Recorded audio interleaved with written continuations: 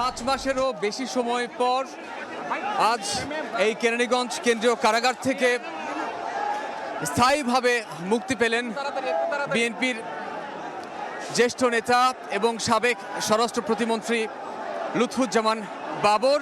এবং আমরা এই মুহূর্তে রয়েছি কেরানীগঞ্জ যে কেন্দ্র কারাগার, সেই কারাগারের যে মূল ফটক, সেই মূল ফটক এর ভেতরে, অর্থাৎ আমরা কারাগারের অভ্যন্তরে প্রবেশ করেছি।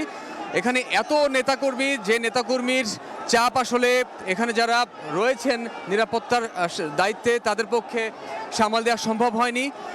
এবং কারাগারের যে মূল ফটকের একটু ভেতরে, যেখানে হাত নাড়িয়ে লুৎফুজ্জামান বাবর তিনি তার সমর্থকদের, নেতাকর্মীদের অভিবাদন গ্রহণ করছেন।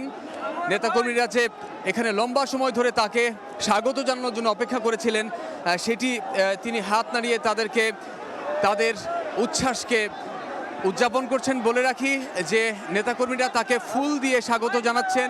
তিনি একটি ছাদখোলা গাড়ি থেকে হাত নাড়িয়ে সবাইকে শুভেচ্ছা জানাচ্ছেন। এবং এই যে আজকের বিজয় শুভেচ্ছা, তার নেতাকর্মীরা বলছিলেন যে দীর্ঘ 17.5 বছরের বেশি সময় ধরে তাদের নেতাকে, সাবেক স্বরাষ্ট্র প্রতিমন্ত্রীকে রাজনৈতিক উদ্দেশ্য প্রণোদিতভাবেই কারা অন্তরীণ করে রাখা হয়েছিল।